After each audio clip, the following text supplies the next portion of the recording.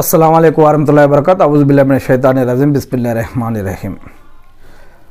ఇస్లాంలో ఉదయం నుండి సాయంత్రం వరకు మన జీవన పద్ధతిలో అనేక రకాల ప్రార్థనలు అనేక రకాల సందర్భాలలో చేసేటటువంటి ప్రార్థనలు ఉన్నాయి.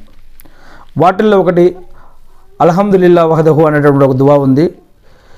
దీని గురించి ఒక హదీస్ ఉంది. అదేమిటి అంటే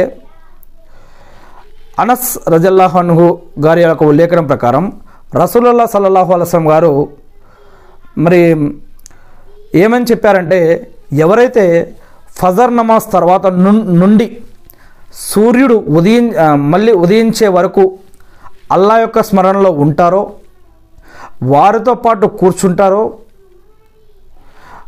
నాకు ఇస్మాయిల్ అలైహిస్సలాం యొక్క సంతానం నుండి 4 బానిసలను విముక్తి గావించిన దానికంటే కూడా ప్రియమైనది. మరియు ఎవరైతే అసర్